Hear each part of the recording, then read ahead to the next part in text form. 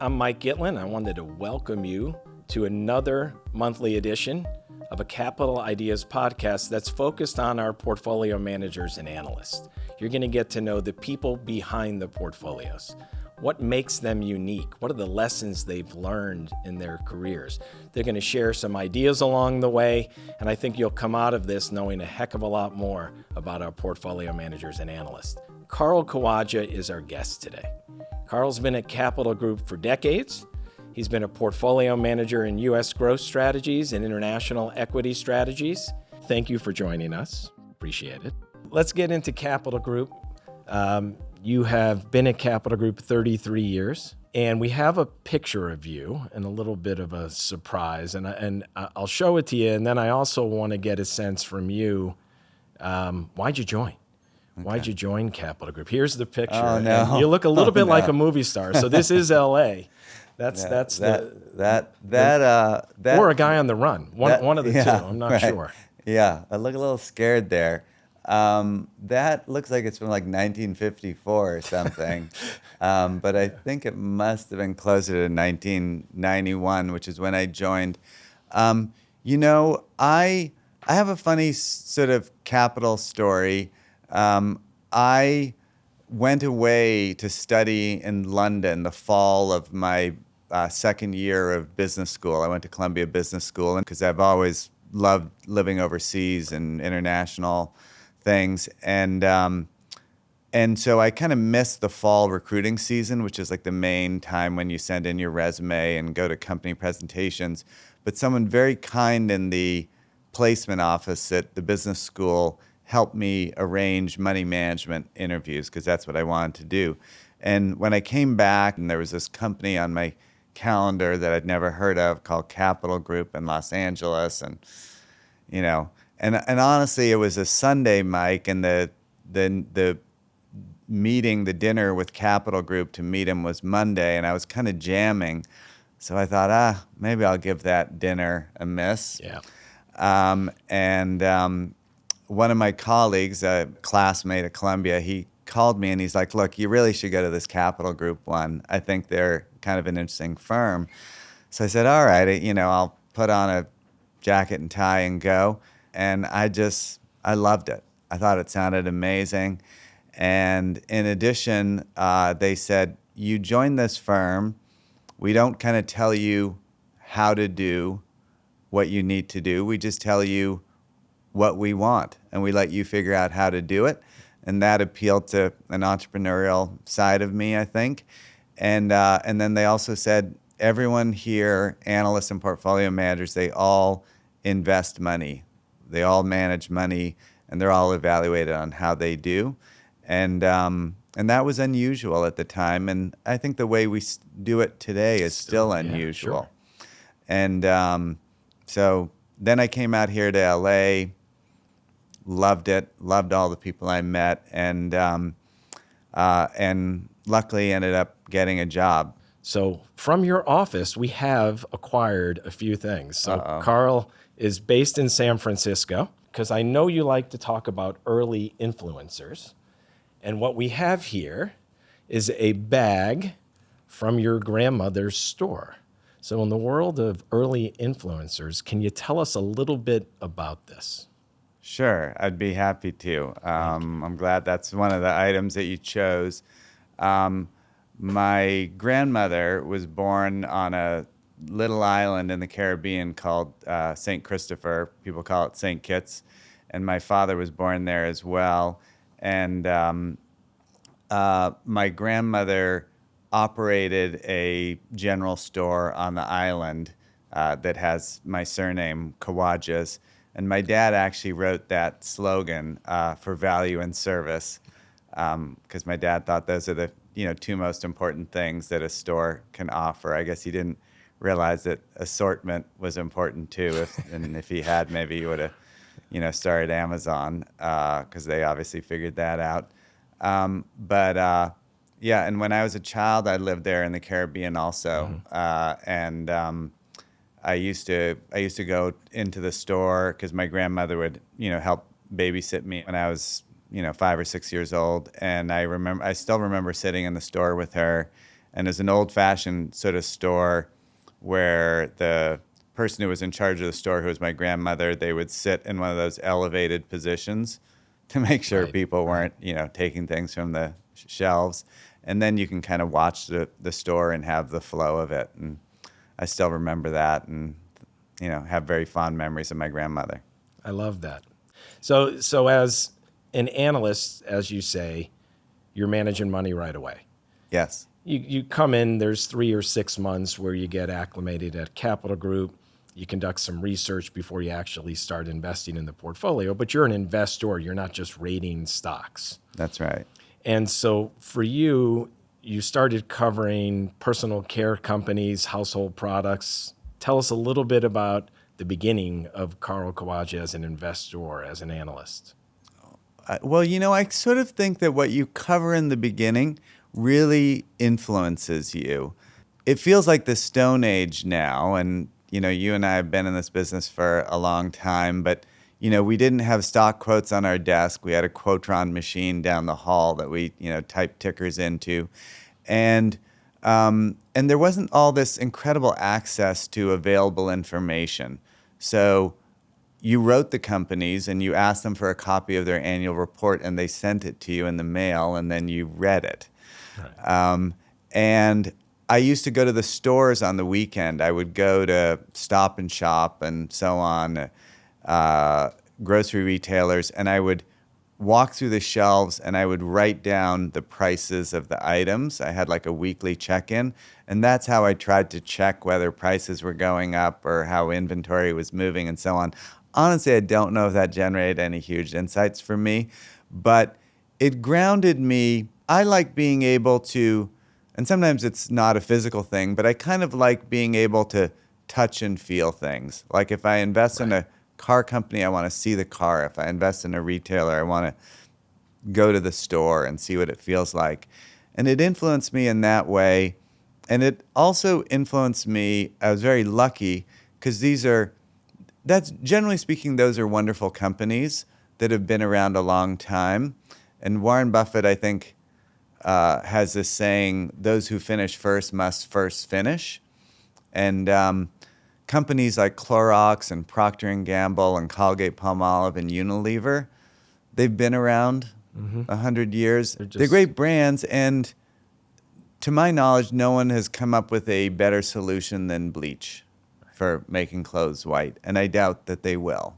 I think we'll still be using bleach in 100 years. I don't think we'll be waving our iPhone over our clothes and whitening them. So I've heard you talk before, speaking of bleach, about generics. And so why am I spending more to buy their bleach? Like why do I feel comfort in that? And I do, but why? Yeah, I love that question. I was actually looking at it today in advance of talking to you because I wanted to remind myself of it. But when I looked at this industry as an analyst 30 plus years ago, one thing that I was struck by is at the time, a gallon of Clorox bleach sold for, call it $1.10, and a gallon of generic bleach sold for 80 cents, 80 to 85 cents. That's a pretty huge price premium, right? But you buy the Clorox bleach, and you, generally speaking, don't buy the generic bleach, even though I know you're a savvy, cost-conscious consumer. That.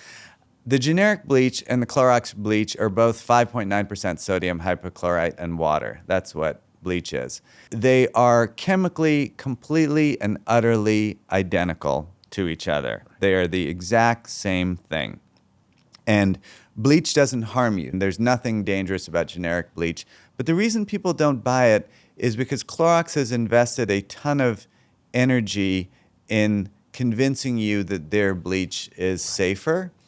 And although it sells at a 25 to 30% price premium, which gives them tons of margin, it's 20 cents.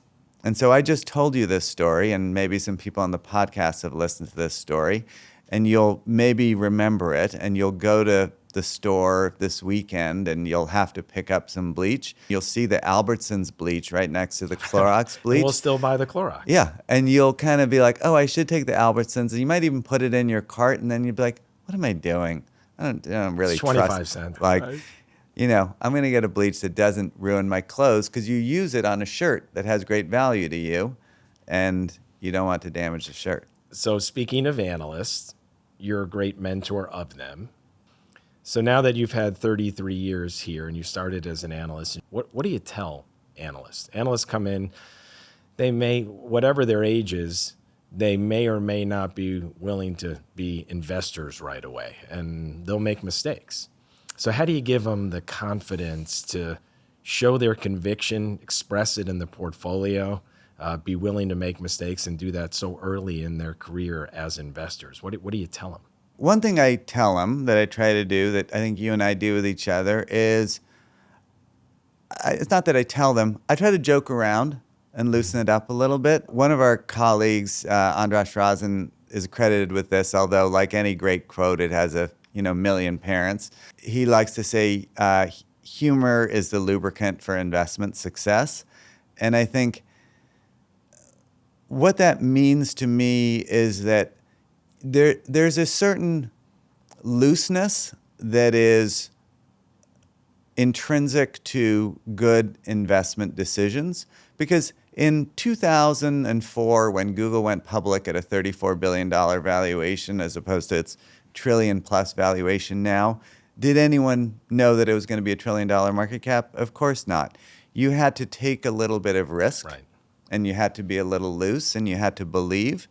And I think that one thing that's so nice about our structure at Capital, we're not super formal and super rigid. Casual. Yeah, and it makes it a nicer place to work, I think. So that's one thing.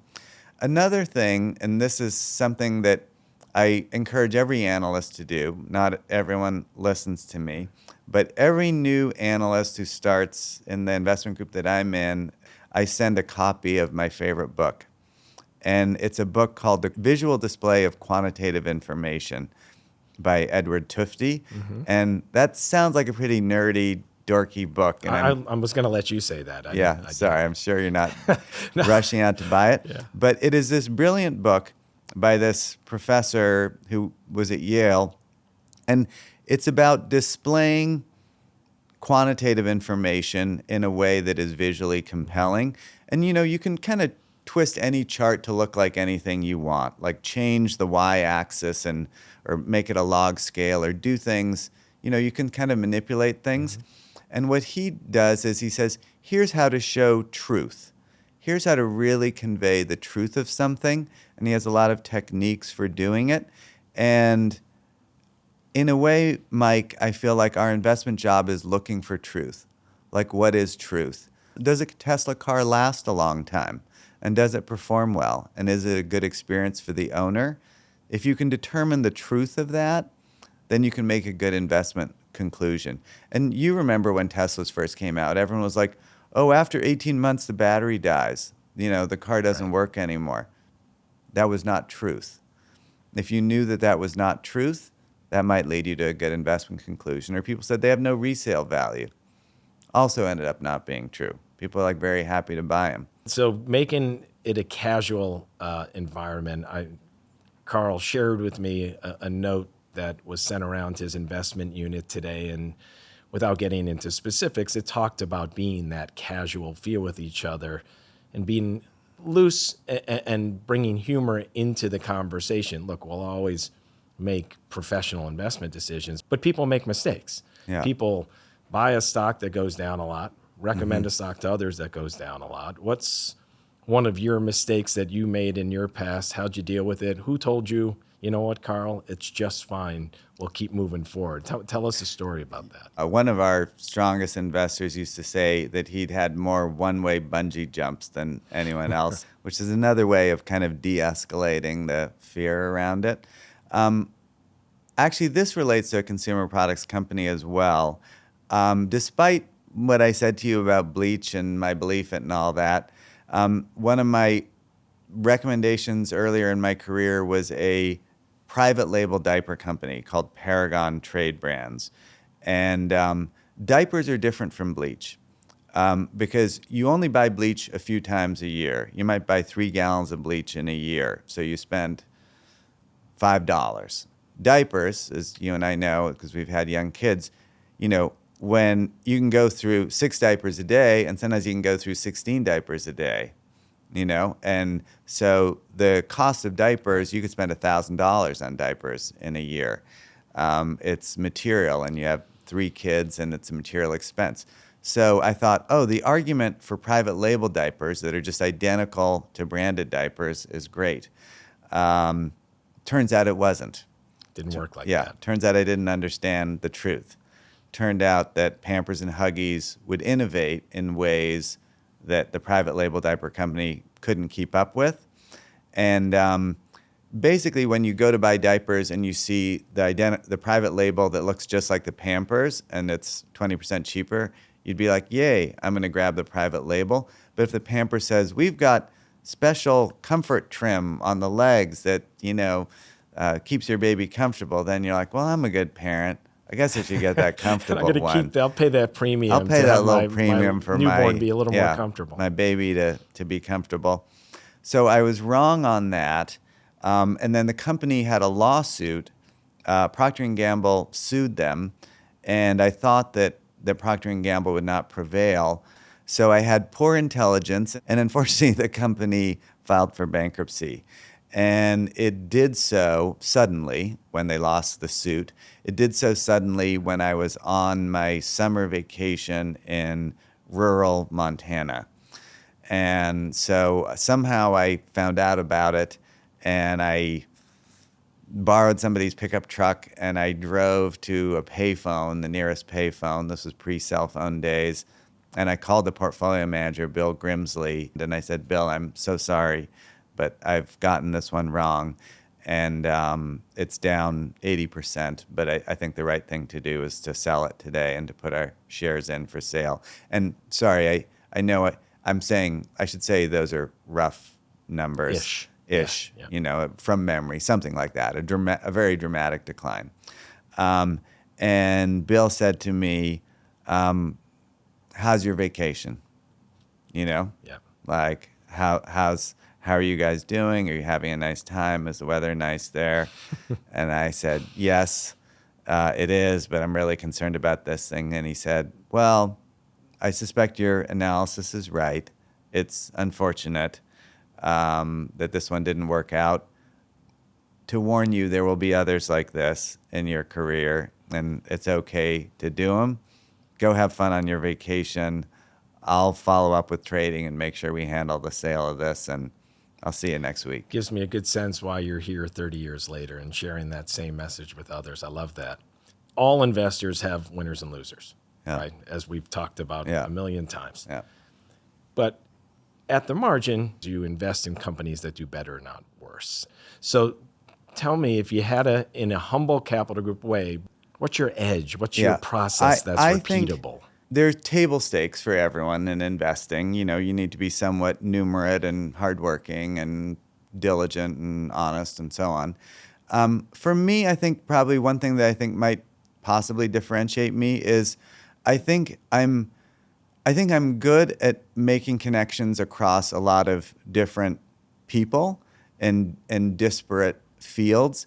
And a lot of our job is putting together little disparate pieces of information. Like you were in Korea and Samsung said to you, oh, you know what?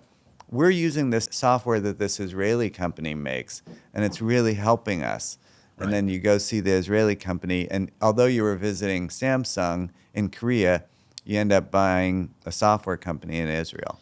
You are a great connector. I mean, even when I took on this role, you gave me tons of names that I should talk to, folks that you admired as leaders that might be able to share some insight. So I appreciate that. And I would agree, connecting people, both internally and externally, is one of your superpowers. It makes you you. And I think that's great. Let's get into investing today. Give me an idea or two that you may have conviction in and why. Well, it's reflected in our portfolios, and everyone's talking about it now, but I have a high degree of interest in the GLP-1s, the glucagon peptide class of drugs that have been used to treat diabetes, but increasingly are being used to treat obesity. And I think that data that they have shown so far is remarkable, and we've all, read about the uptake, and everyone's Googling Wegovy or Ozempic or Zepbound. But the kind of interesting, one of the more really interesting things to me, Mike, is the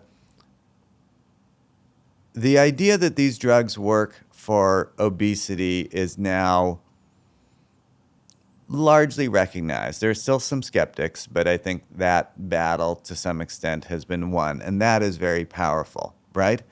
But the next battle, I think, that could be very interesting is all the ancillary consequences of obesity. And I think this is particularly relevant for people, about a third of the American population is technically obese. But where this drug is really powerful is for someone who might weigh 350 pounds and needs to weigh 200 pounds because they're putting so much pressure on their hips and knees, carrying that extra 150 pounds of weight. And I feel pretty passionately about this. Diet and exercise don't work. That's sort of a controversial thing to say, and I'm sorry. I'm sure there's some doctors who will listen to this and disagree with me. They don't work by themselves. Yeah, I say it to be dramatic. They don't work by themselves, and my wife is someone who I find never overeats. She does everything in moderation. So if our daughter, Noelle, she loves to bake cookies. If Noelle comes out with a tray of delicious cookies, and Noelle's into cooking, so she's always, she's experimenting with the formula and adding more butter or salt or nuts or no nuts or different sized chips. Noelle brings them out, and they're incredibly delicious, like the best cookies you've ever had. Wendy will eat one, maybe two, and she's like, wow, these are amazing cookies, Noelle. I might eat 10 of them. We just have sort of different impulse control. And that's one thing that's really interesting about these GLP-1 drugs. They kind of impact your psychology. It's as if they make you want to go running and, eat in a more healthy way. The other thing that's really interesting about them, and there was a SELECT trial, it's called, last year on cardiovascular disease, and it showed that these really had a cardiovascular impact. And the thing that's interesting about that is not that, of course, if you go from weighing 400 pounds to 200 pounds, you're going to have less risk of cardiovascular disease. But the really interesting thing that was hidden in the data is that people had a cardiovascular benefit before they lost the weight. And that suggests that the drugs are doing something else. Probably that something else is reducing inflammation in the body. And that might have, multiple positive health consequences. And then there's impacts, obviously, to all other industries that had, quote unquote, serviced obesity. That's right. So it's interesting. I haven't heard that phrase before. That's a good way of saying it. So I just, I'm thinking about the second order effects of that on whatever, snack companies. Yeah. We have been doing work internally to try to get our arms around this. Some people have said, well, it's going to impact your demand for coffee. Doesn't look like that. But will it impact your demand for ice cream? Probably. And an interesting thing about ice cream is shockingly high percentage of ice cream is consumed by a minority of people. So, Mike, you're so trim. Thank you. You always have been. I'm guessing you don't eat a ton of ice cream. That's a true statement. You're underweight your consumption of ice cream. If there's a baseline of ice to cream consumption, I will be under my statistical baseline. And maybe you have ice cream 10 times a year. It's a pretty good guess. There are people out there who have ice cream 365 times a year. And it turns out that they account for a very significant portion of ice cream consumption, and they're very lucrative customers. It's hard selling you ice cream. You don't buy it that often. Right. But the person who eats ice cream twice a day, it's easy to convince them, and they're super lucrative. So you're right, it has these second-order effects. And then the market itself, everyone's talking about 2023 as that narrow market. And we're already seeing early on in 24 broadening of the market. I know you are a stock picker, but you're a broad market thinker. What's your view on the broadening? What's your view on active management and how we can take advantage of that broadening? I kind of have an interesting take on this. I have been giving it a lot of thought, obviously, as has everyone else, because it's such a significant phenomenon. There is a physicist whose work I really admire. His name is Geoffrey West, and he particularly did a lot of academic work on cities. And he was able to show that there is kind of a power law with respect to cities, that as cities grow larger, they become more efficient. They consume fewer resources. And he was impacted by the work of a biologist in the 1930s who showed that there's a similar principle, and I will, believe it or not, hopefully I'll tie this all together, that there's a similar principle in biology with respect to the mass of animals. As they get larger, they consume less energy. They become more efficient. So an elephant is 10,000 times as large as a guinea pig in terms of its mass, but it only consumes 1,000 times as much energy. But he has argued that the reverse is true with big companies. Big companies are less efficient as they get bigger. So his work would suggest that the Magnificent Seven, Google, Meta, and so on, they do worse as they get bigger. So why have we had this narrowing of the market? It defies his principle. I think he got it wrong on companies, probably because he's not in our business. But I was looking at Meta. Meta laid off 22,000 people last year, and I think they laid off 11,000 people at the end of 22, and they added 33 billion in sales. So they reduced their headcount 33,000, and they added 33 billion in sales. Maybe the paradigm has shifted, and maybe some of these big companies are going to be more like cities, and as they get bigger, they're going to be more efficient. There are economies of scale at what we do in investing. When I joined 33 years ago, I think capital had a bit of a edge in terms of our ability to do research globally. I think that edge is bigger now. Yeah, it's interesting. I looked at a stat the other day, and in the institutional buyer's world, in terms of what we do, there was a study that had somewhere between 60 and 70% of some of the managers in that institutional world looking to either hire passive or active managers to manage their money. 60 to 70% were shifting towards active, feeling as if there'll be a broadening and an opportunity for stock pickers to beat the market. And I think that's what we were seeing and what I'm hearing in the hallways as well. Yeah. Wrapping up, career mentors. So one or two folks that changed your trajectory here. One or two people that you look back and say, after 33 years, I wouldn't have been as comfortable doing what I'm doing, as good of a portfolio manager as I am, if I hadn't been mentored or guided by who? Dina Perry is someone who you know and I know. I learned so much from her. I bet we owned a handful of stocks together. She and I are very different investors. And if we each had, and we were in the same funds. We were in one of the same funds for more, 15 years. And I bet if she owned 40 stocks in the fund and I owned 40 stocks, it might have been 3 that we both owned. So we just totally disagreed with each other on the individual merits of them.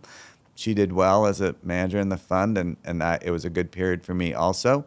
But I learned several things from Dina. One is, everyone always thought that Dina was a pessimist because she was a very value investor and she loved buying beaten up, out of favor things. But I remember Dina and I were on a run once in Paris, of all places, and on some business trip, we woke up early in the morning and went for a run. And Dina said, everyone thinks I'm a pessimist. She's like, I'm an optimist. I'm an optimist because I think these companies that everyone thinks are bad can be better, and I believe in them. And I'm sort of an optimist too, but just in a different way. And another thing I learned from Dina is she 100% had the strength of her own convictions. Sure did. Yeah. Fantastic portfolio manager. Yeah. And you disagreed with her? Hooray for you. I've heard her say that. Yeah. That's great. we're going to finish up with a moment. And the way I characterize this moment is the be obsessively grateful moment. I've leaned into this more recently when I was looking at myself and saying, why is my list of complaints larger than my list of gratitude? Yeah. I should have a lot more things I'm grateful for. So I do have a mug for you Oh, nice. as a guest, and it is a Be Obsessively Grateful mug. I love it. So I'm going to pass love that over to you. I love it. Thank But you. maybe That's tell awesome. us, you don't just get the mug, you also have to tell us something you are grateful for. So it can be personal, professional. This is a judgment-free zone.